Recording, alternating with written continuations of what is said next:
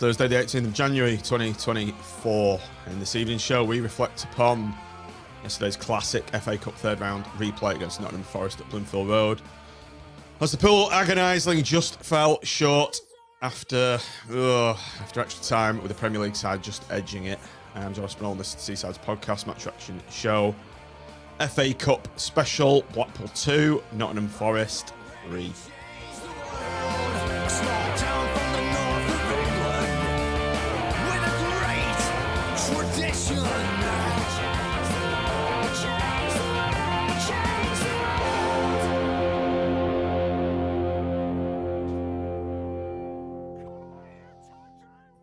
Good evening, everybody. Welcome back to Seaside's podcast on a Thursday evening Match Reaction Show. Thought we'd do an FA Cup special. It's like waiting for a bus with our episodes.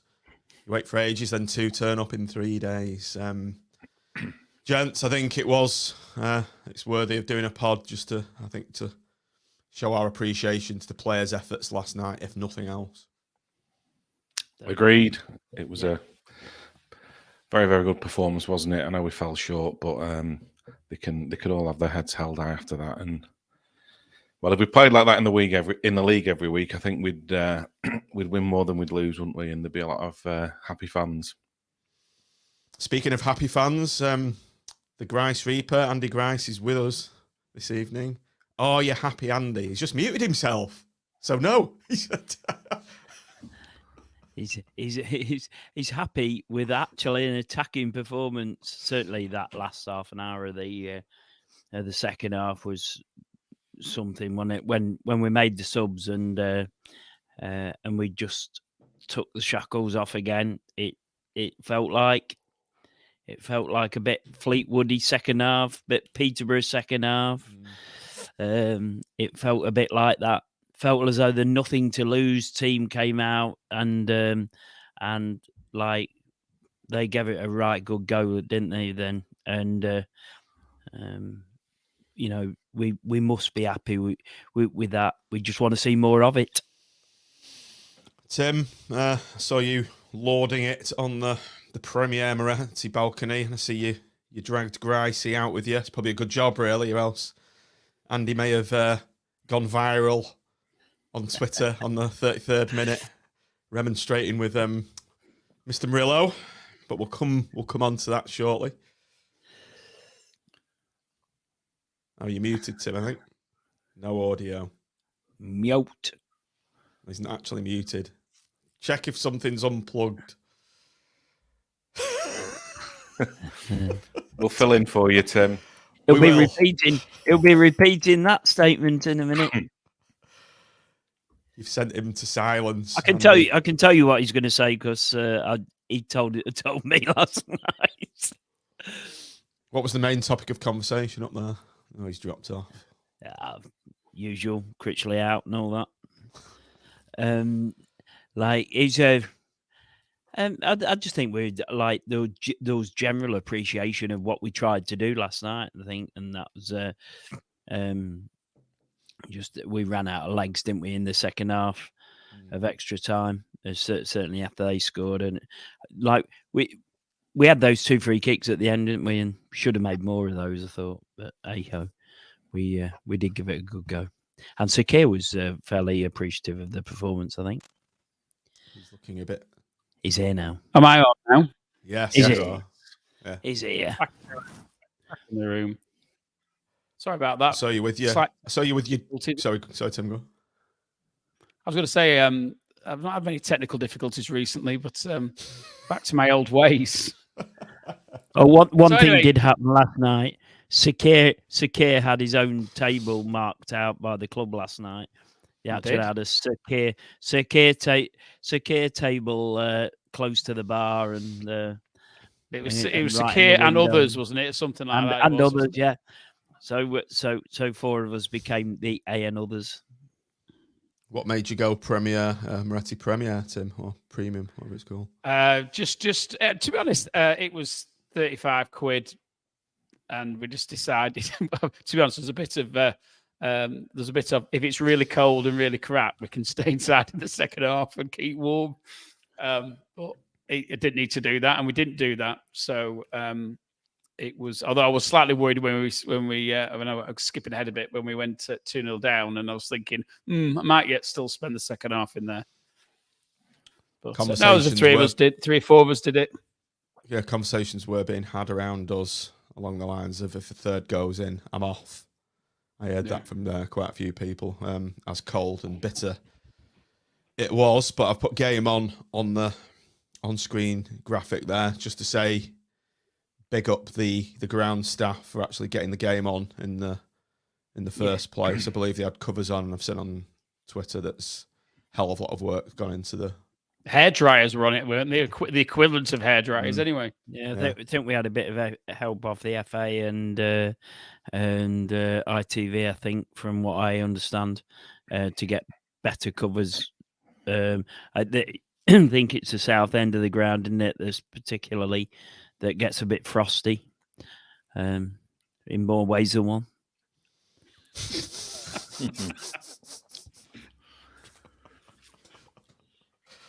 Huge chunks of ice, Nick, around the perimeter of the pitch. Did you notice? Yes, I did. Yeah, I'd echo what you said, that to get the game on was a hell of an effort. We don't have undersoil heating, and that there's only so much they can do when the temperature's dropping as much as it did. And credit to them for getting the game on. There's a hell of a lot of work goes into it, just generally as well. That we don't necessarily think about that. We leave the ground, and they'll be there for probably 4 or 5 hours afterwards, and then back there first thing in the morning. Sometimes it's round the clock, especially at this time of year. So they deserve a lot of credit for it. Did you see the thing that they did? The club media did with Paul Flynn, the groundsman. That was quite good, actually. I thought it sort of like they did like a little bit behind the scenes thing with him, and we were just talking through his team and what they did and all. There's a lot of experience, as well as a couple of young lads who obviously can do the legwork for them when they need it. We've got an experienced team there now, I think. And when you go back to the days of Stan the Milkman looking after the pitch and others of that ilk, it's great to see, isn't it? Proper professionalism when it comes to things like this. And I thought the pitch looked, bearing in mind the conditions, looked great. Yeah, I'll reiterate that. No, I just think well done, Paul. I think since he's been in, the pitch just got better and better on it, and like you have to give credit where credit's due, and that's all I can say. It's probably the best we've ever had it. A far cry from the days of that infamous pre-match photograph with Jamie O'Hara on it. Do you remember that? It was like a field, wasn't it? It was like a ploughed field. That was before the actual game, and that was in the Championship as well. So, yeah, well done the ground staff. Something else before kick-off. I noticed Pat Butcher walking around the stands taking the plaudits, but then I realised it wasn't Pat Butcher. It was Ian Holloway. Complete with earrings. With his earring in. Fur coat. Fur coat. I don't know what that hat was. And for those that were watching on telly, they got to hear his waxing lyrical of his chum Carl. I believe so. What did he actually do that? Yeah. Just like, does he not learn a lesson? It's just like how to ruin your legacy of what a brilliant thing he did for our club, and what a brilliant time that was to be a Blackpool fan, and have to throw your legacy in the bin with a lot of fans. Some will look past it, some look past it, but how do you criticise fans when it's been like shown in court how much money they took out the club? It's shown in court, and still he keeps. I think he's just doubling down, Andy. I think he's dug himself into a big hole now, and he can't dig himself out of it. So he's doubling down it. But it was stark for me because he was walking right in front of the West, right in front of the North. This is all pre-match. And I think he was expecting kind of rapturous rounds of applause from every group of people that he walked past, and it was subdued. You know, there was pockets of people clapping, applauding, and he was doing that. You know, when he used to bow to the fans like that, he was doing that, but it wasn't the sort of reaction that he should have got.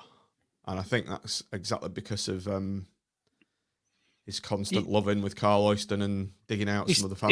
He's tainted his legacy, hasn't it, with a lot of people? Everybody's entitled to a defence, and if I was forced to defend his observations, it would be that he's probably the chairman who's given him carte blanche not to worry about losing his job, which probably gave him the belief that he could actually let rip in the Premier League and whatever, where everybody else would be panicking. So I think probably if he does stick up for Carl, that's the reason why. But he should know by now. It goes down like a lead balloon. I haven't heard it. I've only heard other people say that this is what he did. But I believe he did actually say, but they won't like me saying that here. So why say it when you're here? It's just like he did a thing at Polton Golf Club. I couldn't even go because I knew exactly what was going to happen. I can't sit there and listen to him wax lyrical about Carl Oyston. I'm sorry, it's not going to happen. So he just needs to time and a place sometimes, isn't there? All right, fair enough. Think it, but don't say it. You know, don't say it. Don't say it on national TV. Don't say it on the numerous times you're invited back to the town. Apparently, didn't he also say when he was talking about Critchley, but they invited you back or something? Well, he mentioned about Critch leaving, and it's a bit like glass houses because I think he left on the day of a game, Ollie, didn't he? Was it Derby away or something? Derby away, yeah. Yeah, but we got turned over by them as well, didn't we? Yeah. Yeah, we got the news, didn't we? Virtually. Did we get it in the stands just before the game? I think that Tomo had took over, or was it in the morning that we got told? Yeah, I think it was the morning. Everyone was travelling to the game, I think, wasn't it? Yeah. Yeah, and then suddenly Tomo was taking the team, and I don't actually blame him for leaving because I think no. God no. Carla basically done the dirty on him with DJ Campbell, hadn't he? If you remember rightly, he was talking about DJ Campbell coming back. He got all excited, and then Carl pulled the rug from under him. And I think my take on it is that Carl probably said, "Go away and find someone who'll pay me 12 months' salary." And you can, and you can go. Otherwise, you can't. And so that's why. So he ends up like then whoring himself around trying to find somebody that'll actually employ him and pay $400,000 to buy out his contract. And this is all speculation, as I hasten to add. So he was put in a difficult position, but he just doesn't need to keep bigging Carl up every time he comes to Blackpool and speaks to people. And if he stopped doing that, I think everybody would think a lot more of him. Well, he came and saw me when I was at the casino, and we spoke. But it's for another day. But I had a conversation with him, and he went back to Carl and with a proposal about what it was, and he just got it was nothing in comparison to what the club turns over, and Carl, he just came back and went, Carl's knocked it back. And that's it. And I've never had another conversation. It's just like the full conversations for another day. But he just so Carl was pulling the rug under his feet, while he was there. And I just think maybe it was more to do with that Carl didn't interfere with him as a football manager on the field, if you get what I mean. And probably since he's had chairman questioning what his team selection is and et cetera, et cetera. It's a very strange state of affairs, anyway. So yeah, it is. Yeah. And he should literally be lauded, carried around the pitch on everybody's shoulders every time he comes back. Yeah. Agreed. But that's his fault because some people still feel that he should be lauded like that, but half the people think no, because you can't keep doing it anyway. And you can't keep calling people out when the boycotting, which is what he kept doing as well, which obviously stopped doing now. It's not relevant, but he actually, I don't know if you noticed, Tim, you'd probably scuttled back into the warmth of the Moretti, but actually at half time he left his vantage point in the first half in the comms area, and he actually walked across the north and actually in the area of the west where everyone else walks, and just he wasn't on the cinder track outside. He was actually in the stands walking towards the dugout and to the manager's box area, but no one went to shake his hand really, and no one was applauding him or anything. So yeah, it's a very tainted legacy for Ian Holloway upon his return. Anyway, that's enough about him. Let's talk about the starting 11. We'll get that up on the screen. Grimshaw, Connolly, Husband, Gabriel, Norburn, Morgan, Carey, Rhodes, Ekpiteta, Hamilton, and Lyons. Nick, has come to you then. A couple of curveballs in there, perhaps. Ekpiteta coming back and no Dembele were the ones that caught my eye initially. Yeah, it was a strong bench, wasn't it? I don't mind. Sorry. O'Donnell, Pennington, Dale, Joseph, Dembele, Virtue, Lavery, Casey, and Oakley Booth. Yeah, I don't mind Marv being back in from a defensive point of view. He's great. But as we've talked about on many shows, it's when if we're playing out from the back a lot, it's where it can be a bit shaky. Other than that, he keeps picking Connolly. He's not everyone's favourite. And Pennington's back now, so I wouldn't have minded seeing him in. And Dembele, we know what he's capable of. So that was maybe a little bit of a surprise. Carrying, this happens though, doesn't it? We've talked about it before with other players, and like with Carey, kind of before Christmas in December, he was starting to find a bit of form, and then was back out, out the side, and then you're out for 6 or 7 games, and then all of a sudden you're back in again. He likes to rotate it. I was pleased to see obviously Gabriel and Lyons, because I just think we have a really good balance with those two, particularly, they both just got great energy going forward. And it gives us another option. So for me, again, with Lyons, I don't know if it's a case of he'll play that game and then we don't see him again for a bit, but hopefully him and Gabriel get to start a few games together, because I think we look really balanced with them both playing. Andy, over to you next. It looked like the formation had changed somewhat, 3-4-3 almost.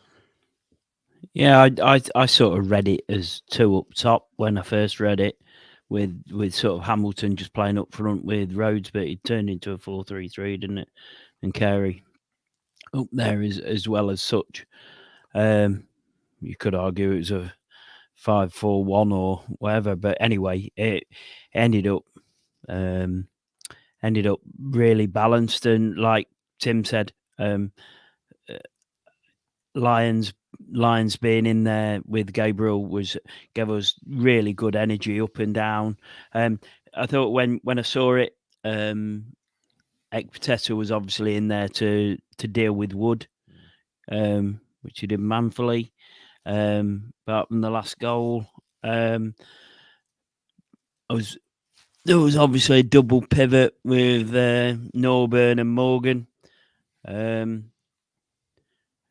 I think if Pennington had been fitter or been fit for a couple of weeks, I think you might have seen him in there instead of Connolly. Actually, Connolly didn't play badly last night, to be honest. It was hard to suss out a couple of things, but I also, in a strange way, you thought, was it a game for Rhodes? Was it just going to be a one-chance job for Rhodes? Because would he have the legs? I thought he was obviously going to do 60 minutes last night, maximum, because I don't think he's got the legs against that sort of quality of team. But overall, fairly happy with what's there. Understood that Dembele might have been a luxury in that sort of game until last half hour. Anything to add, Tim, before we go on about the? Yeah, I think I was very pleased to see Lyons in the starting lineup, which sort of, if you go back to the last podcast, I was concerned we might be sending him out on loan, and that wasn't just based on supposition. I'd heard some rumours, and so I was really glad to see him playing. I think we looked so much better with Gabriel and Lyons on the opposite sides. We looked balanced, and the problem listen, I don't want to dig out CJ, but when CJ plays in that right wing back spot, we look unbalanced because he isn't a defender and will play and needs to play further forward. So you then end up with the back three moving over and the left wing back tucking in more. So it leaves you slightly unbalanced. So I was really pleased to see those two. I was a bit disappointed. I was like Andy, really. I thought we might just be playing CJ up top with Rhodes initially, and I thought, right, he's doing that for his pace. But then obviously that it became immediately apparent that wasn't happening, that we're effectively playing a front three. Probably I was a little bit disappointed Dembele wasn't starting, and I was also a little bit disappointed that Joseph didn't make the cut because I actually thought he played really, really well on Saturday. But they were my observations, and I can see what we were trying to do. And once we started, or when we realised that we're actually playing a front three, I could sort of follow the logic behind it. I don't think, as we go into the game, I don't think we started particularly well, but it was, I could see the logic of what Critchley was trying to do, to be fair. As Tim just said, we didn't start very well. I've actually put in my match notes, tepid start, but I guess that's just feeling them out and trying to keep them at bay and just trying to stop them scoring in the first 15 minutes. They are a Premier League side, after all. But Nick, goals come from disappointingly from a set piece and very sloppily defended. You don't mind if we're being cut open by an incisive offensive play, but the goal itself, three men just leaving, I can never say his name, Omobamidele. Free at the back post, yeah. I mean, there was actually a chance before that, if you remember. Grimmy made a great save down to his left from that header. He did, But yeah, it was poor marking, and he, there was nobody within like 5 yards of him, was there, to finish it. So, like you say, if you get undone by a great goal, you think, well, fair enough. These players are worth however much more than ours. But when it's like that, you just feel doubly disappointed because we've given somebody that much space, and not picked him up at the back post. So yeah, a bit disappointing to say the least. MB in the comments, Tim has just said husband ball watching. He was. I've seen the replay. I think it was actually Lyons' man. Well, to be honest, that was my take on it. My take on it initially was it was Lyons who lost his man. But to be honest, because obviously it's the FA Cup, I went on the because I've been playing, as you can tell, with my I've got my football kit on, so I've been playing football tonight, so I didn't really have a chance to do much before game. But quickly before I left work, I tried to have a look on the app just to watch the highlights back, and of course it's not on because it's the FA Cup. So I've not seen it back. But my initial thoughts were it was Lyons who lost his man, but they're good players, aren't they? And they're always looking for a bit of space. But we made it easy for him. It's frustrating because if you're going to concede a goal, you want it to be a good goal, and you want it to be one where you say, actually, we couldn't have done much more. But if you stick with your man, that doesn't happen. I think the really disappointing thing is we had no defender past the far post at all. They'd all got drawn in. And I think that was a really disappointing thing about it. And I do think there's an element of ball watching. We got 11. We're all 11 are back, aren't they? So we don't stand there with one or two up. We said this on, Andy, I know you are. We said this on the pod the other night. We just say we never leave anybody up front. We drag everybody back. Cov, remember Cov away when they left two up, one right on the very edge of one touch line and one very edge of the other on the halfway line. And they just worked on the pretense that their keeper would be able to catch it. There's more space for their keeper, more space for them to get it away. And they did, and did us. That was in that game a couple of years ago at their place. But just a bit disappointing with everybody back that we've all got drawn into that first part and the near post sort of in middle of the goal rather than somebody sticking it out at the back post just in case. But hey ho, just we've gone one down, and And then I think rest of the half we did okay, didn't we?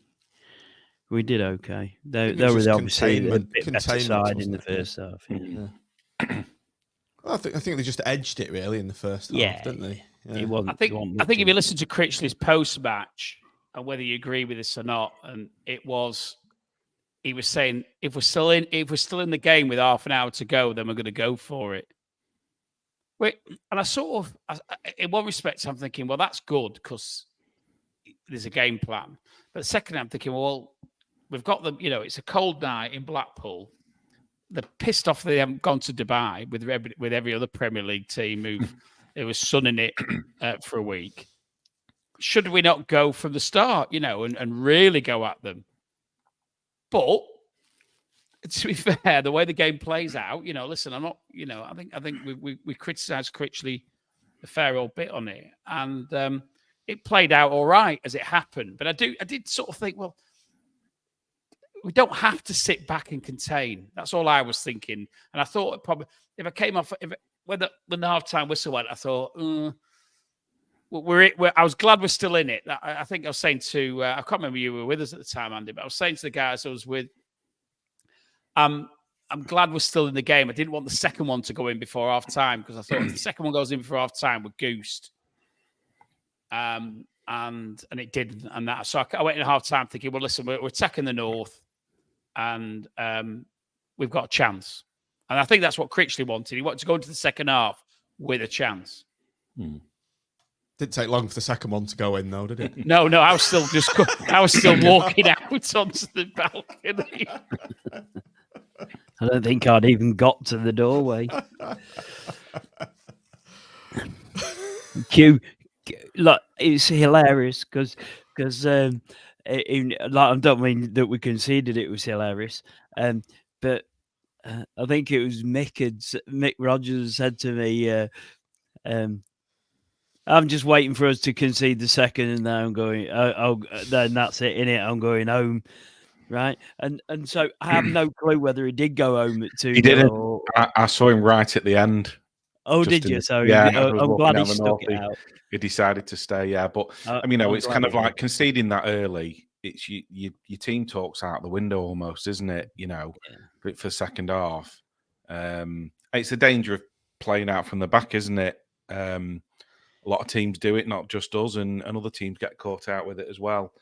And it was Morgan, wasn't it? A bit of a short pass, didn't look. And he's been a great player for us in recent weeks, hasn't he? And he was last night. Other than that, Can I just add? I think Marv's put him under pressure with that pass. I think Marv's got a bit of the blame to shoulder here because it was pretty obvious that they were on the high press and he's played it fast as well. Those forwards, weren't they? It was Marv should have had a quick look up and said, right, who's around Albie Morgan, and it wasn't that far away. As soon as the ball's gone into him, he's pressed him, he's panicked. So I think in situations like this, you just have to go long at times rather than risk. You can't risk it against these sorts of teams. We're just not good at it in very tight situations against someone on a high press. We're just not good at it. So, why don't you talk to the players and say, look, if it's really tight, and the guys got it. I can remember Dougal had it a couple of times last year, didn't they? Where they played the ball into him. He's got a man right up his backside, and you're giving him no chance. I mean, he'll have to be a bloody Rodri, or you can understand Rodri and De Bruyne and things like that. You can understand them being able to do it. Brilliant. One of the black lads was up front with Woods. To be fair, I can't remember who it was. He was incredibly quick. He was absolutely Hudson-Odoi, was it? To be honest, Andy, I can't remember. All I remember thinking is every time he was closing down, I thought, Jesus Christ, how fast is he? That's all I kept thinking. Proper athletes, weren't they? Yeah. Their front line, all of them. So you should be thinking about that as a footballer when you're playing balls in, thinking, they've been pressing all the way through the first half on us. It wasn't like it was something new, was it? No. They were literally every time they were closing down quick. So listen, it's one of them. But I think with both those goals last night, as a fan, you're incredibly disappointed because you feel like almost like the team has let themselves down by conceding 2 crap goals, and they were crap goals, really. If you get beaten by Worldy or by incredible move, it's one thing, but to like leave a man free at the back post who's got a free hit, and then to do that, what we did there is gifted him that second goal. We have gifted both goals, and that at that point in the game, I was thinking, "Oh, sake, Blackpool! You've literally just handed the game to them." But what did we know? Yeah, but and I'll be brutally honest. I dug out Norburn because I thought it was Norburn who played the pass because he's usually the one there, and then I quickly realised it was Morgan.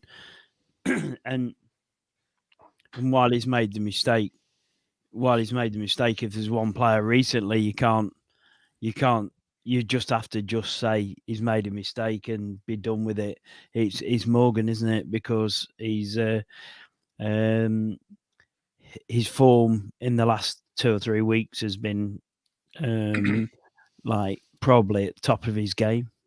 Okay, again, you've got to be thinking they're coming out cold as well. 1 minute into the second half, why risk those sort of hit it long? Why risk putting yourself in that situation in the first minute? Yeah, they need to be told. I do understand with it in the first few minutes.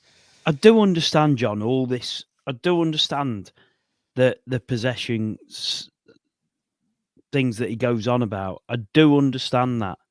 But you've answered it yourself. You've got to have pure quality in players to be able to do it. Like yeah, City. So there's a time. You've got to be pragmatic, haven't you? And if someone's pressing your eye with pace, that is not the time to be playing the balls into midfielders in the centre of the pitch with their, with guys up their backside. And he's obviously got to lay it back. He's not going to turn, is he, with the man up his back and then suddenly go on a 30-yard run. He's not going to do that. He's going to play it back to either you or the keeper or the men either side of you, and and so everyone was under pressure, right? So you're probably right. It's the ball going into Morgan was the issue, not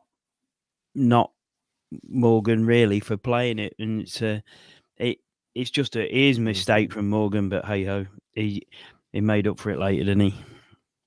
I'm 50-50 Ekpatet, 50-50 Morgan. Yeah. But Marv did make a good fist of blocking Danillo's goal. He got something on it. He got a good leg on it. He nearly got it, didn't he?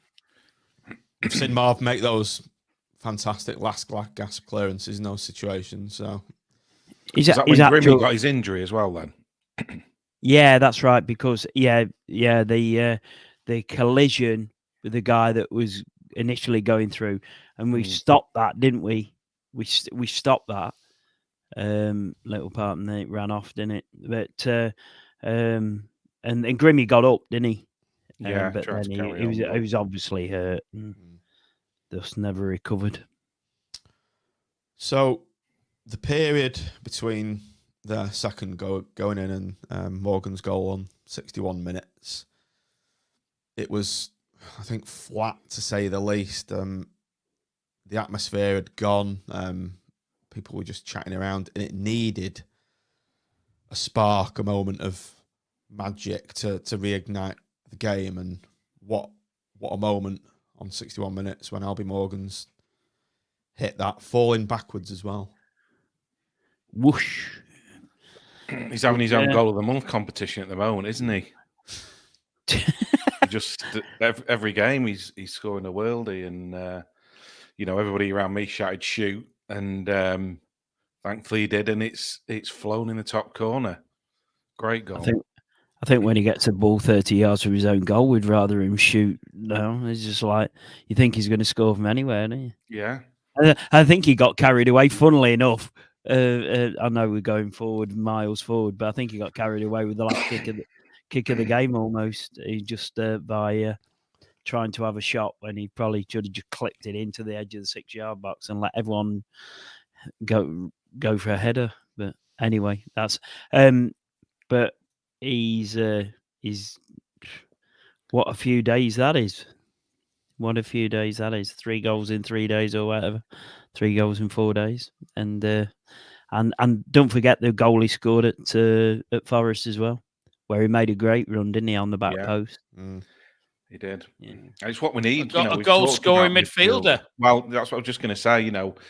It's something that's been missing for a while, isn't it? Somebody who can just chip in, and if he carries on like that between now and the end of the season, then it could make the difference. Last goal scoring midfielder we had, regular goal scorer, was it the man on Co-Coms, the current manager of Fleetwood? Yeah, Last time we had one. Probably before that. God, Shelby scored a couple. The Ghost. Yeah, Shelby scored a few. Yeah, wasn't our player though, was he? He wasn't really for very long. Paul Groves before that. The Groves, the Ghost. Can I say after that, particularly after that goal went in, but not exclusively, the noise from the north last night. I thought I was sort of in. I know I was on the balcony, but you're sort of in it anyway. So I don't know what it was like if you're in the west or the south, but everybody there really got behind the team. I mean, to be honest, I've spoken recently about becoming slightly disengaged with what's going on, and that's why I've not gone to away games.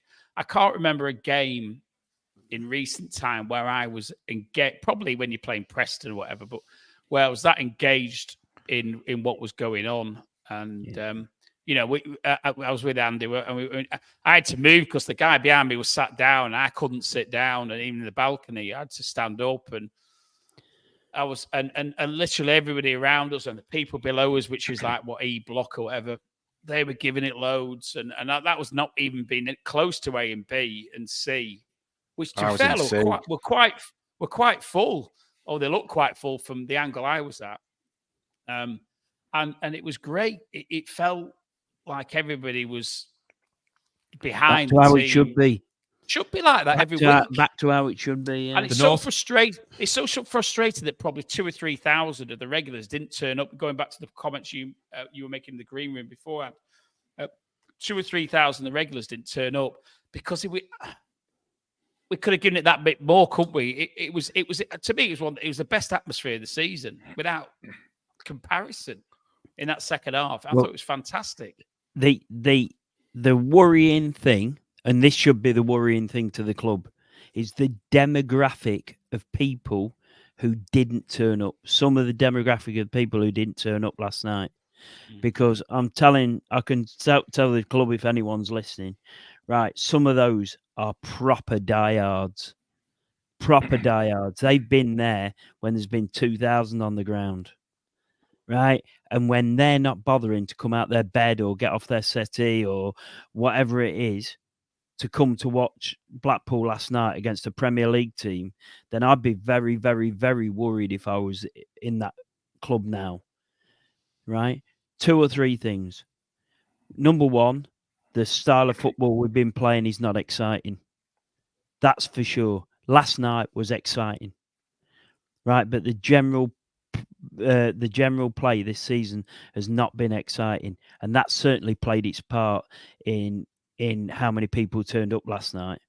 And the secondary thing that I'd be worried about from the club point of view is that when we're playing a Premier League side, that there was no build-up to that game. There was no stirring up of emotion. They should have been stirring that one up a week out. Get your tickets, get behind the lads. The players coming out saying, we need your support. You're going to make the difference. You are the ones that are going to make the difference in this game. The pricing of the tickets, fantastic. We got that bit right. But we got the marketing of the game so wrong. It was very cold though, Andy, and on telly. So I was going to say, David's mentioned a couple of points there where people I know, they were like, it's freezing, it's on TV. I was like, come on, you should be going. But I know, I get it. A lot of us were rubbing an R in, but we've all gone in the end, haven't we? But we should. Interestingly, guys, Norman's obviously used to be at the club. He was on Facebook, and he'd actually said, I couldn't believe how few were there, bearing in mind the fact it was a Premier League team. And I went down a list with him. I said, look, this is the reasons. And I made exactly the points Andy made, exactly the points David's made, and also it's a relevant point as well that we seem to play Forest all the time. So whilst they're a Premier League team, they're not a regular Premier League team. They're not stellar, are they? But we played them in the third round last year. We played them in the league God knows how many times. So it's not like you're playing a Liverpool or a City or a Villa or someone like that where the ground would have been absolutely packed. Even with something like West Ham or something like that, like Bristol City played West Ham, they had a packed ground. I think if we'd played West Ham at home, we'd have had loads there. But I think there was a combination of factors, and I think they all sort of dovetail into why we had 8,000 there rather than 15,000 there, which is what the game deserved, a packed house. Tim, it really did. The denigrating of the FA and Cup. That was my point last night, wasn't it? I said the actual game deserved a full house because what a game it was. And that really deserved, the people.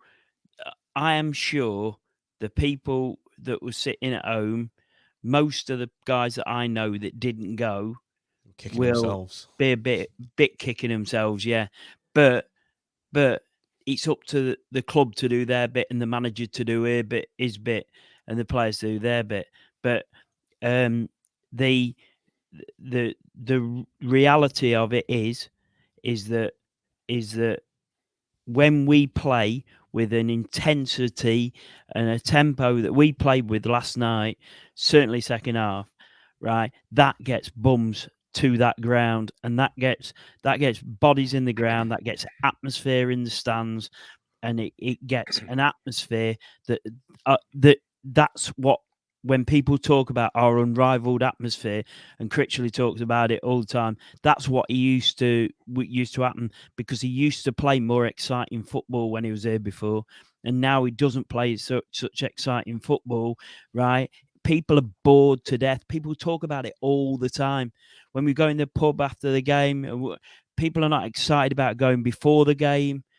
And people are not excited about what they're going to do and watch, and they're not excited when they come out. Even when we've won, they're not excited. That's worrying. I think, I take your point, Andy. However, let's talk about the denigration of the FA Cup in general. Steve just put that in the comment. Bolton only got 10,000 for Luton. The FA Cup doesn't pull in the crowds anymore, and it's part of the reason. That's one of the. I think there's a multitude of reasons. Yours is one, Andy. Yeah, I agree with that. I think, however, there's multiple reasons, and I think this is a big one. The fact that the FA Cup's been ruined almost by the FA, particularly with these timings of games now. If we'd have gone through, we'd have been playing Friday night. We discussed this on the last show, didn't we? Friday night at 7:45 in London. Who can get to that? Why are the FA? It's no easier, is it? Yeah. Why are the FA scheduling games at that time? Some people say it's just for foreign TV markets, but if you're a foreign football fan who wants to watch Bristol City versus Blackpool, or West Ham versus Blackpool, not many. And I think you've got to point a lot of the finger of the blame at the FA and the fact that they put the Wembley semi-finals. FA Cup third at round Wembley day as well. used to be one of the biggest days in the calendar, didn't it? Because they've ruined it. Yeah. Do you remember doing your coupon when the FA Cup third round day came out? It was like buzzing. There's loads of upsets. You don't really seem to see upsets anymore either. Well, the problem is that they harvest so many players now, and they're all in these clubs, aren't they? They're all in the development squads, and all the best players are linked to Premier League clubs. Unless you get them on loan and you can play them, there is a gulf, isn't there? There is a gulf in class, so you don't get the Bournemouth beating the Man Uniteds in the same which happened back in '83, whatever. You don't get Blackpool beating Man City, which we did that the following year, and all the other upsets, Wrexham beating Arsenal and things like that, Hereford beating Newcastle. But that's what made the FA Cup. And I'm not saying it'll never happen, but it's less likely to happen these days. I think pitches are better because it's the really crap pitches, I think, that used to act as a leveler. Yeah. And but listen. Anybody who didn't go last night missed a a great performance. But secondly, I think in the second half, an incredible atmosphere. Yeah. Absolutely. And I just wish there'd been 3,000-4,000 more in there to like really rank it up, because those are there. Everybody that was there was all fully engaged. After Morgan scored, was fully engaged in what was going on. It's probably the game I've enjoyed most for about. To be honest, I can't actually go back and think when I enjoyed a game as much as I enjoyed that second half last night. Yeah. It's fantastic. Absolutely fantastic. The main the spark for the second half was the triple substitution, Nick, 71 minutes. Mm-hmm. Particularly with Kyle Joseph and Shane Lavery coming on. They were absolutely explosive, that pair. They were. And to be fair, Dembele as well. He's, all three of them did their bit when they came on to change the game in slightly different ways. They did. And, we've criticised substitutions in the past, haven't we, for, maybe being a bit late. And I was in the north, I was in C Block, and like you said, it was fantastic atmosphere with Trev Clacker, and he said 70 minutes and he'll make his subs, and sure enough he did, and what a difference. I mean, Joseph, like I said on the last pod, he puts himself about, and I really like what I'd seen of him prior to last night, but he was dynamite, wasn't he? Yesterday? He was, and he's pumping his fist and getting the crowd up for it and flying around. The same with Lavery. And it just gave us such an energy going forward. It was a boxing match. We had them on the ropes. We were all over them. And talk about atmosphere. You need something like that to then spark the atmosphere, don't you? Because if it's flat, the crowd's flat because they're not seeing anything to get them going. And that really got everybody going. Like I say, the whole of the North was absolutely bouncing. And then that in turn bounces back to the players, doesn't it? And they're giving their all. And there was tackles flying in. I think there was one point where Forest player was injured, wasn't he? And they were trying to wait to put the ball out. I can't remember who it was, but it just like absolutely flew into him on the touchline. They don't like it up them sort of thing. And that gets the crowd going. And it was, we talk about the FA Cup being devalued, but that was a bit of kind of like, that's what the FA Cup's about for me, It was Carey, wasn't it? Was it Carey? Pampered players. Yeah, it was great, that. There's tackles flying in on them, and they don't particularly like it. And it was brilliant. And we'll see whether we can repeat it at Bristol Rovers on Saturday. But yeah, it was fantastic. They were brilliant in that last half an hour. I mean, I agree. I wholly agree. And I think the just to see that bit of passion off your players as well, Gabriel and Joseph especially, is just that's what you want to see, isn't it? That's what you want to see. You want to see it, and like it's got in other times. I suppose you'd have seen Lavery and Joseph being the other way round. One Lavery a bit wider and Joseph down the middle as a bigger man. But that worked. That worked to treat Lavery just a pest, isn't he? He's just an absolute pest. I think that partnership of Lavery and Joseph really could have some legs. I think they complement each other perfectly, and I think that's for me. You've got to be looking at starting these two ahead of Rhodes next game.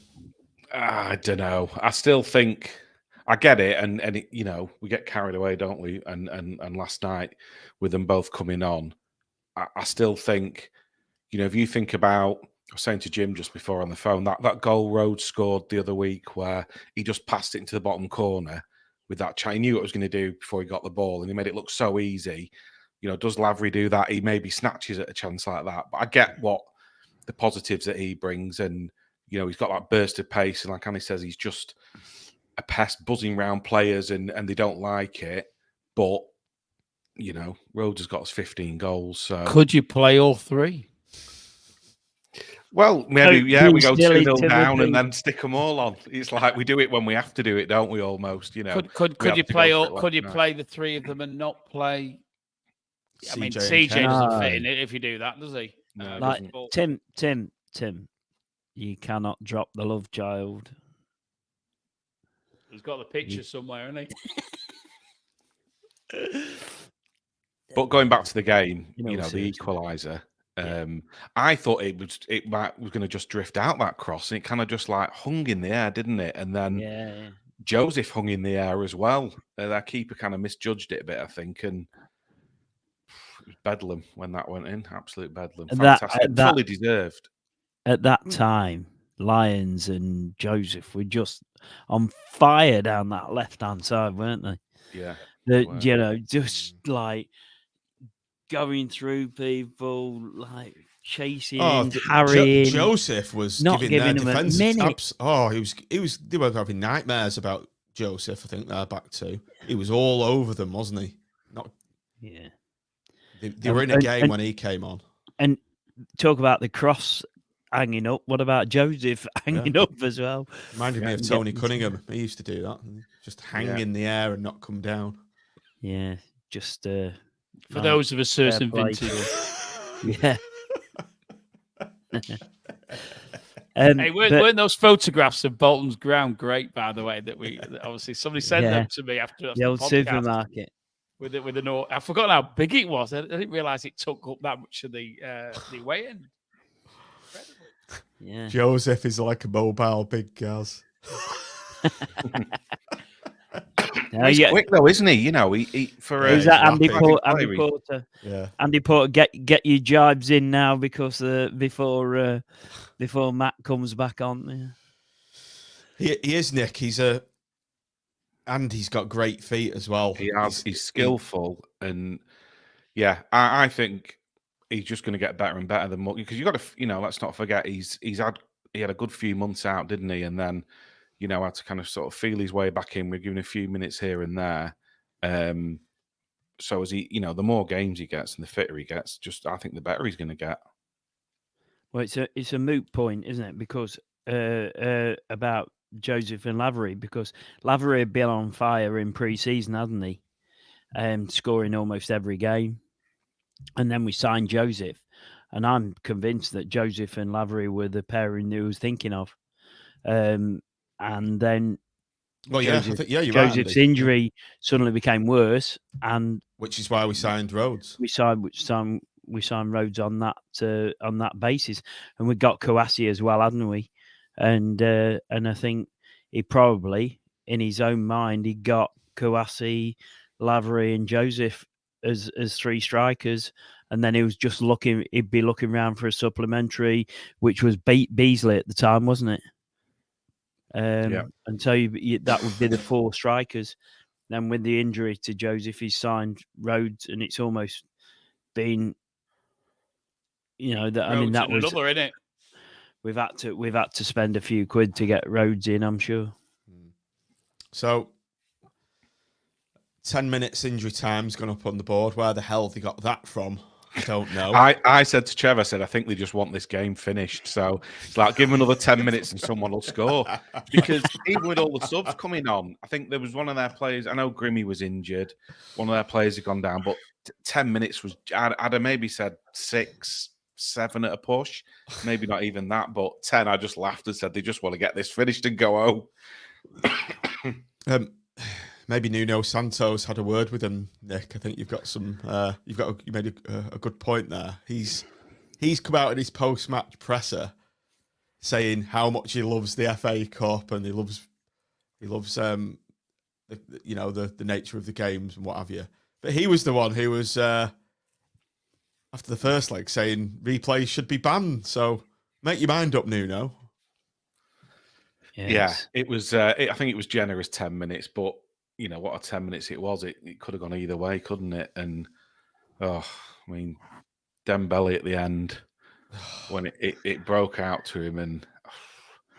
Face chip. Were you grabbing people around you saying, oh, my God? Oh, it's one of those. It's like slow motion. Yeah, everybody takes a gap in and just... Yeah, wrong decision, wasn't it, unfortunately? And he went a bit wide then and couldn't finish it. And then you just wonder, don't you, was that the chance? Because as you go in, the longer the game goes on, like we were saying before, these Premier League players, they are athletes. And ultimately that can be the difference, can't it? In the last 10 or 15 minutes, they've just got that little bit of extra. And we were a bit dead on our feet after all the effort we put in. But The thing is, could have been the a keeper famous did play. well. The keeper, as MB said in the chat, he the keeper yeah. did well, and the defender then did well. Blocked it, yeah. Blocked it without handballing it, which is a lot of players would have handballed it or whatever, or not handballed it and let it go in. But he blocked it incredibly well. I think Forest showed a lot of professionalism in a lot of things they did. I've not mentioned it before, but we were talking about on the balcony, and every single free kick, they never let us take a quick one. It didn't matter what they did. They stood in front of it. They blocked it. They did whatever they had to do to make sure that players went down when they had to, just to try and take the heat out of the situation. They were incredibly professional. Now, whether you agree with all the shenanigans is another matter, but they knew how to break us up. They knew how to slow it down. They knew how to alter the tempo, and I thought they were incredible the way they stopped Dembele scoring. Because at the end of the day, Dembele's left-footed, and he wanted to go left to make sure he got his shot off. He could have gone right, but then people, if he just hit it early and the keeper had saved it, they'd have said, "Why don't you go in and go around the keeper?" So and he probably, if anything, had too much time. I think he probably, if he'd had a second less, he wouldn't have thought about it as much. But he's always going to want to go on his left foot, and the way he was angled, I think he telegraphed it a bit, Tim, what he was going to do. Yeah. But listen, he's a young lad, and he's hit the target, and the guy's blocked it very, very well. So another day, it'd have come off that guy's shoulder and gone in the back of the net, wouldn't it? It was just. He was devastated at the end of the game, wasn't he? He was devastated at the end of the game. You could see it on his face. Oh, absolutely, and I think he was devastated in that moment. To be honest, he knew, and realistically, I think in our heart of hearts, I think we sort of knew that was our chance. Sometimes you take it and you're the heroes, and sometimes you don't, and it ebbs away, but which it subsequently did. But I think, I feel for him, to be honest, because he's gave us a completely different dimension since he's been in, hasn't he? Dembele he's looked a good little player, and fair play. I think the other quick thing I want to just quickly go to is O'Donnell. Are you talking about the wood? Yeah. I think he did really, really well, and to come on can't be easy, and he did well for us. I know he's not as good with his feet as Grimmy, but at least he's proved he can. He can do the job, shot stopping and things like that. He's been around a bit, hasn't he? So. I thought he did. I thought he did very well. Apart from he did well. Their goal, I think he should have. I don't think he should have punched that cross. Yeah, I didn't. I say so at the time. He punched that. You said that, didn't you? He should have caught it, maybe. Yeah, I did. I said, why has he not caught that? He had loads of time. I think he had much more time, John, than he thought as he came out. He made his mind up to punch it and did instead of just catching it. But that was their goal as well, wasn't it? That's what happened with their goal. Yeah. The same pattern of play, passage of play rather. Let's just briefly discuss their goal. And Neil Critchley was making comments about it might have been offside. Obviously, very difficult to tell from our vantage points where we sit. Critchley was saying if we'd have had VAR, it could have been disallowed for offside. And I think that his main point, though, was, again, this is harking back to what we're saying about the FA almost ruining the FA Cup, having this ridiculous scenario where you're having VAR in some games, VAR not having VAR in others. And this is in a same third round tie and a replay. How can you have VAR at one leg and not VAR on the other? It's farcical in my mind, and I think they could even mark it as a positive for the FA Cup and just say no VAR at all in this competition. and I think you'd get a lot more people interested in it if that was the case.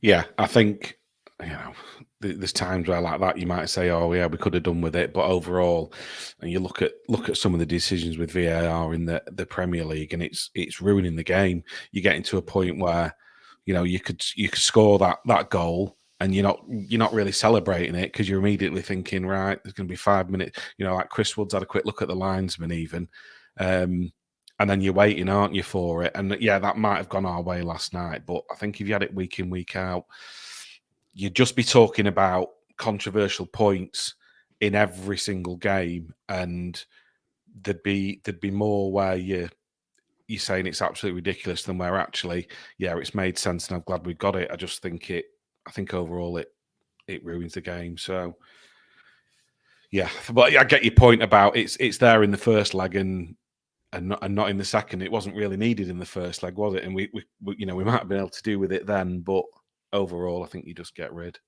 And it was a tight one. And again, we'll be disappointed with the defending, but we put such an effort in up to that point, so much effort in, and I think it's just probably a bit of fitness told at the end from the Premier League team. But if you're going to lose a game, there's ways to lose it, isn't there? And I think you can't be too critical because of all the effort they put in, and you saw that at the end with the way the rousing reception they got, that we'd done everything we could.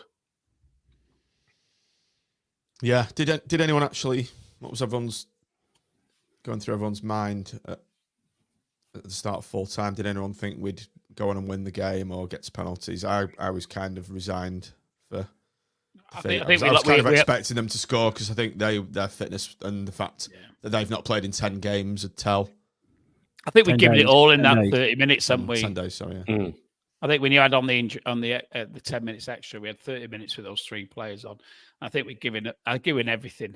Listen, I'm not saying we gave up in extra time, but I think I only saw one winner after that. And when the goal went in, it went in. I thought, I can't see us get back again. And I don't think we had much left to give. And that's not a criticism. I just think, we'd given everything in that 30 minutes from when the subs came on to the end of full time, and we should have won it in full time. And another day we would have done. And that's football, isn't it? Though, yeah, I don't mind losing a game of football if the team's given everything, and they gave everything. So I thought our chances were set pieces. I thought in extra time, and so we had 2 free kicks. Right at the death, we had 2 free kicks. I thought we had the choice of Dembele or Morgan to take the first one, which was on our right, and to me, this is where we could be more clinical a little bit. You swing those in so they're just going in the far post and let everyone run into it. And the defenders have got a nightmare if you get that delivery right. And then the second one on the left, we actually used Morgan for that one on the right, so it's swinging away from goal. And then the one on the left, Morgan again took it, which is subsequently about the last kick of the game. And Morgan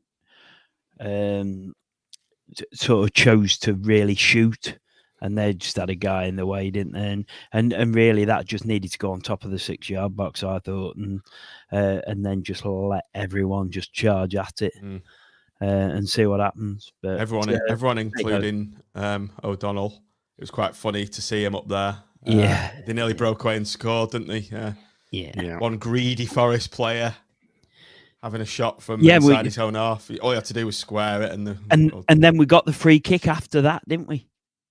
We did. We got the free kick after we that. Did. And so what a clown. It's just like he nearly, that if we'd have scored, I mean, he'd have been like drawn and quartered. He would have in Nottingham. He'd have been in middle of the town square. Did they put him in front of some stocks in front of the Cloughy statue and thrown rotten tomatoes at him? Yeah, they're trying to say I wonder what Cloughy had made of that game. I think he'd have loved it, wouldn't he? Yeah. Forest don't play in Nottingham anyway. The other play the other side of the river. Right, so they play in Nottinghamshire, not in Nottingham. So they should be called Notts Forest, which that'll wind them up. Notts Forest, isn't it? Every day of the week. Right, let's move on to player ratings. We've not done this in a while. Just before we go, before we move on to player ratings, the reception the team got at the end from the crowd, it was almost brought a lump to your throat.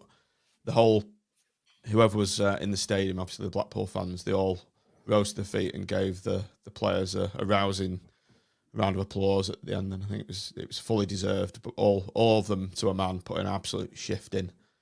120 minutes, and I think they fully deserved that ovation at the end. They did indeed, yes. I want the manager to understand that was at the players. Fucking hell. Can't let it go, can you? No. No pleasing the Grice Reaper. Right, player ratings. You got to have a call from the arse, haven't you? He'll probably want me banned from the stadium. From the arse, did you say, or the heart? Right, player ratings. Let's go. Nick, you can start with Grimmy. Obviously subbed off on 58 minutes. Yeah. Made that very good save quite early on, didn't he? Great you know, and he's picked up his injury with the goals. Couldn't do a lot with the first one, and the second one, you know, again, it's not his fault. I'll go 8. Andy, Callum Connolly, having a good run in the team. A bit shaky at times for me. Well, I wouldn't have had him in the team last night, that's for sure. But I'd have had Pennington in there personally as well. Yeah, I think Pennington's a much better player in that position than Connolly. But I will give it a but. He did really well last night. Probably his best game in that position. He's probably because he plays in so many positions, he's never found the one to nail down. But I still fancy Pennington in that position. But did well last night, so I'm going to give him an 8. Surprises me. Tim, Jimmy Husband. Sorry, I was slightly distracted. I was just telling our star guest that he hadn't answered his phone, so that's why he's not coming. We were going to introduce somebody, weren't we, to the scorings? But yeah, I think he had a half decent performance. I don't think it was exceptional. So I'm going for an 8. I think an 8's fair. Jordan Gabriel, Nick, another great game against his former club. Yeah, like I said at the start, you know, his energy. I mean, if we're giving Connolly an 8, then I'd have to give Gabriel a 9. He deserves a 9. Yeah, absolutely. I don't think Connolly deserved an 8. That's my opinion. No, I think that was generous. But anyway, yeah, I think Gabriel. You know, he's brilliant going forward. Defends well. He put a great tackle in on. I can't remember who it was. I think they were looking for a foul, but he won the ball, and that's the type of thing that, you know, like I said before, gets the crowd up and at it. And I'd like to see him week in, week out. Don't want to see him on the bench. We're much better with him playing, and I thought he had a very good game last night. So 9. Ollie Norburn, Gricey. A bit meh for me. Very meh. I think so too. He does get through a bit of work there in front of the back four, but I just feel as though when he's of a positive mindset, he's a really good player. Norburn, sorry, he's a good player, but I need to see much more of the positive Ollie Norburn than the crabby style that he can be seen as. So I didn't like it when he stopped playing, claiming for a result. For a free kick. For a free kick, and it's just stops and the referee just looks up. at him and just goes, "No, no, you can't do that and just stop, and you just can't." But he does try and shield the centre of the defence, but 7. That's fair.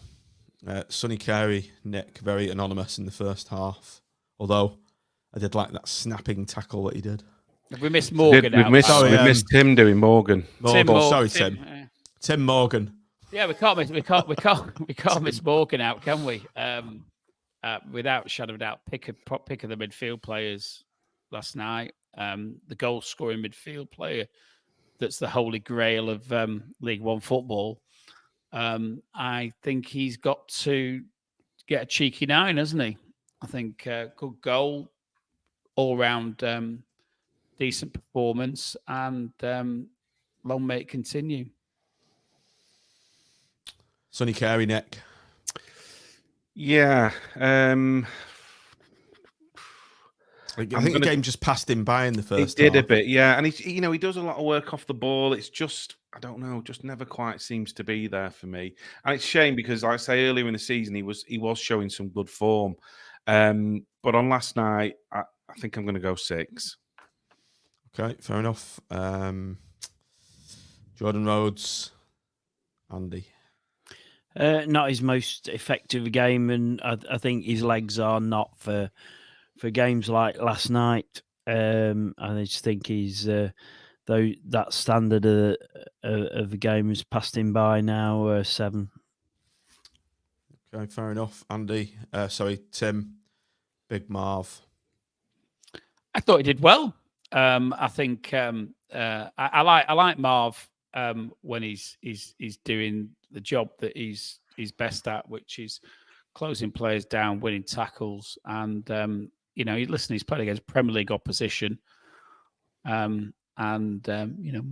maybe apart from the winner, he's done quite a good job. The mistakes that have been made, I know you mentioned about his possible culpability when Morgan got put under pressure. Could have stepped out for their third and caught 2 of them offside as well. Yeah, maybe. One step up and they're offside. Let's go an 8. I think that's fair. Okay. Nick, CJ, Hamilton. Yeah, I know. But I think again off the ball, I think he did do quite well in at times in stopping them sort of being able to get forward, which is a side of his game. He's had to work on, to be fair, but wasn't a massive threat going forward. He was involved a little bit in the build up to before the first goal. I'll go a 6+ using the fielding player rating system.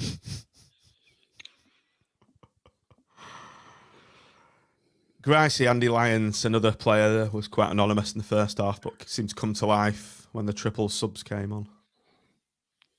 I like Andy Lyons, and I think he. You were going to say love then, weren't you? Say love. I love having him in the team. Let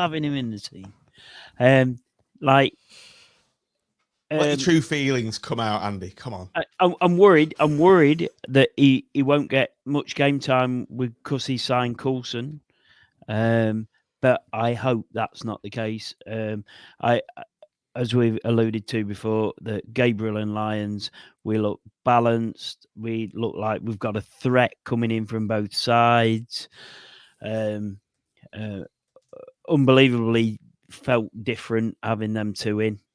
And I like having Lyons in the team, really do. So anyway, I thought it was him and Joseph was a bit of a toss-up maybe for the man of the match, but 9+. Blimey. Wow. He does love him. We go to his house, he's going to have pictures of Andy Lyons all over his room. That Partridge's his biggest fan. No doubt my mate will disagree. And we won't see him near the team at Bristol. Right, let's do the subs because A, they had such an impact on the game, and B, they played 30 minutes of extra time as well. So let's start, Tim, with Dembele. Yeah, I don't think it was.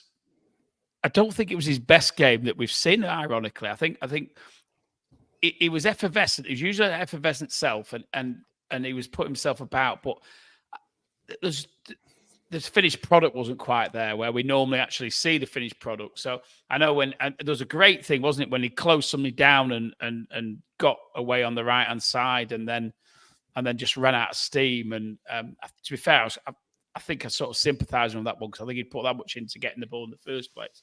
So he was good without being incredible. But if he's lost a point, if he got that winning goal, it'd have been a 10, wouldn't it? I think it's probably an 8+ for me. So he was good and he had a positive impact, but he wasn't. I've seen him play better. I think the ball just didn't run for him. No, listen, it doesn't sometimes. And if it had done, then he'd have been a 9, or it might have been a 9+, or might even been a 10. But listen, he's trying to do stuff, and I love watching him. He's fantastic. The stuff he does with his curling the ball the outside of his foot, didn't necessarily see all of that last night, but the stuff he does is incredible. I would have probably started him as a manager, but I understand why Critchley didn't. But I thought he had a very, very positive impact when he came on. Okay, let's move on to Carl Joseph next. Now I'm gonna break with protocol here. Eddie in the car a few days ago, he said to me, he said, "Dad, why do you never do the player ratings?" And I said, "Well, I'm more of a link it all together, Eddie, and I don't actually do the ratings. But I'm gonna do Carl Joseph today. I want to do one. I want to say about Carl Joseph. I thought his performance yesterday it was exceptional, and I love a player who shows fight and determination. I will always forgive any player who lacks ability as long as they give 100%, which is what Carl Joseph does and more. Yesterday, he was on fire. He was passionate. He was skillful. He had desire. He scored a goal. And he has everything that I want to see in a striker and a footballer. So on that basis, I'm going to give Carl Joseph a 10 on his performance yesterday. Very good. I don't disagree. I would have done exactly the same. For me, that's how to come on as a sub and make an impact, isn't it? Yeah.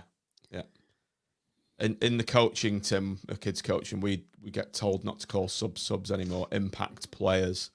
And my God, did he have an impact yesterday? We've got in rugby they call them starters and finishers, don't they? I think if you go to the top end of rugby now, you're called a starter and a finisher. Right. What if you don't get on? Bencher. Crap.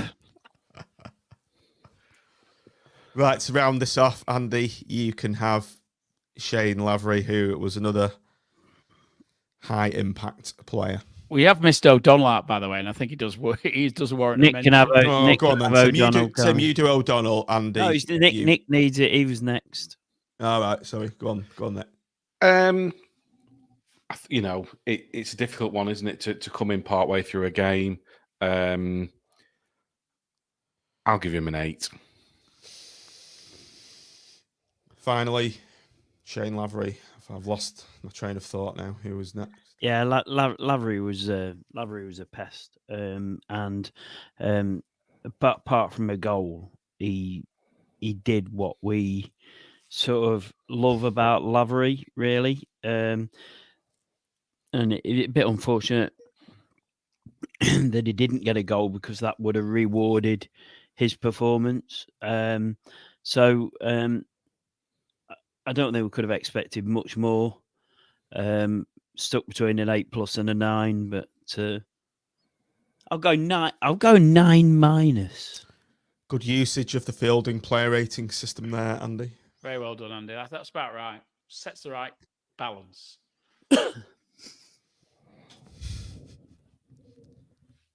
Speaks the inventor of the system. See, the minus is you don't look at it as a negative, really, do you? You can't look at it as a negative. It just allows a little bit of shading. That's what it allows for.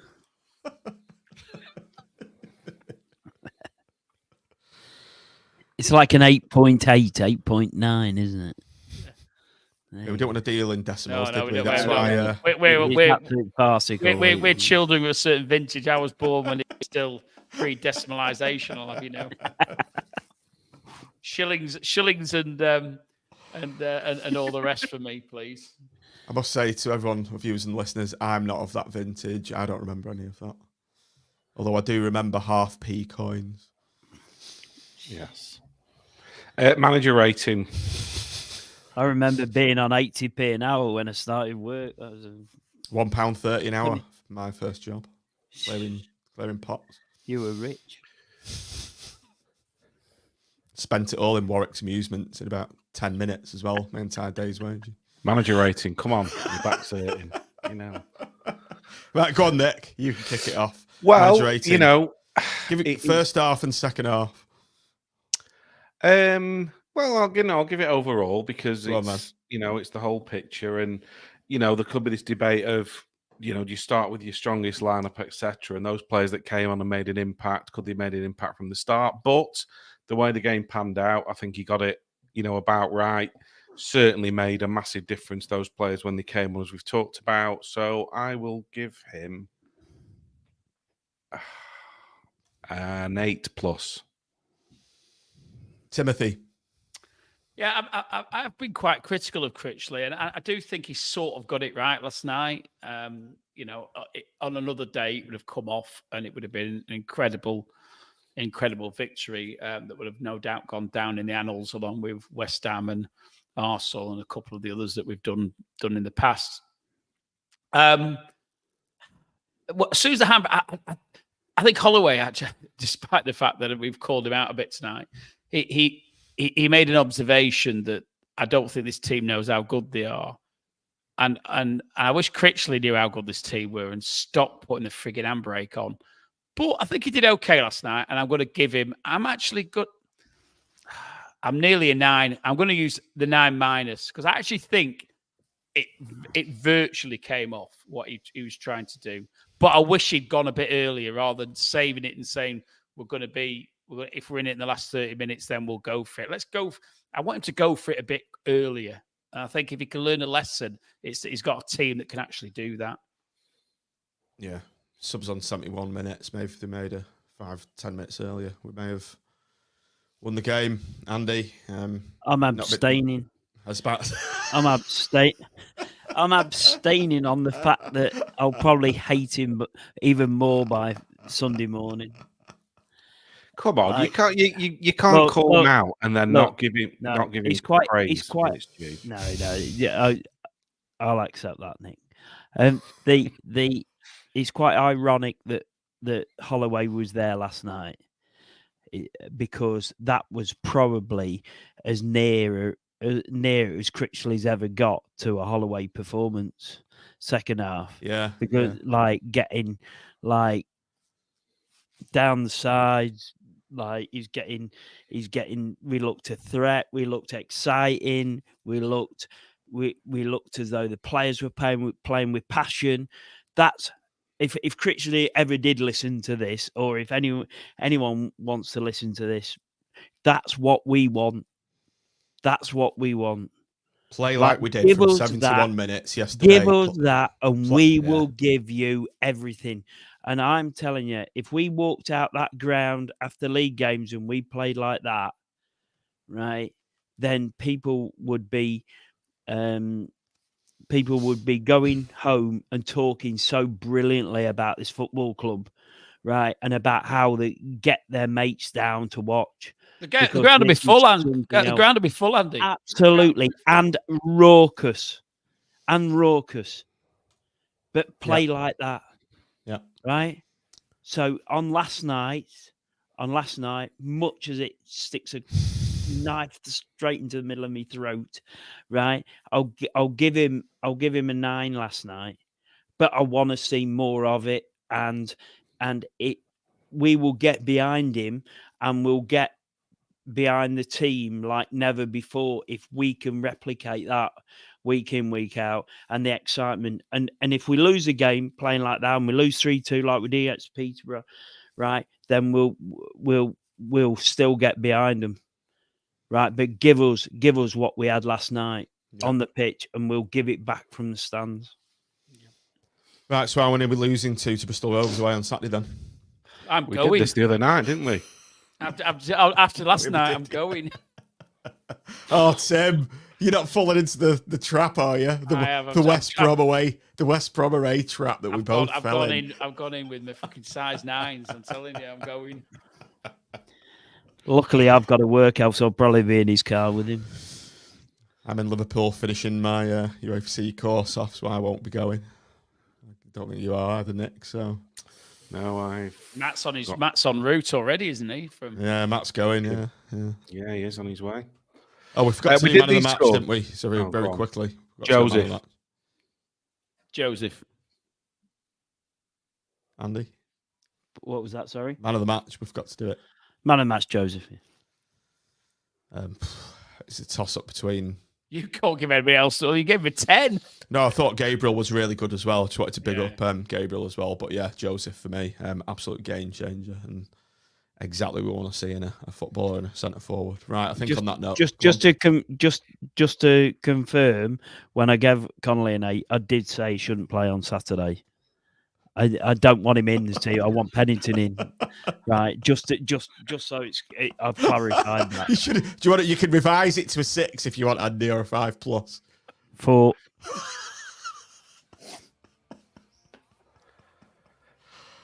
Oh dear! Right, on that note, we said this would just be a quick one, didn't we? In the agreement, we said they never are. Whenever we say we'll do a quick one, they're like 2 hours. 90 minutes later, we're at this point at 10 o'clock. Anyone's got a 90-minute commute in the morning? Perfect. There, speak to my marketing manager. Right, everybody, thanks for joining us, chaps. It's been a pleasure as ever. Don't forget to like and subscribe if you're watching YouTube. Like the rest of the thanks for watching. Thanks for downloading. And up the pool. Come on against the Rovers. Up that pool. Go on the pool.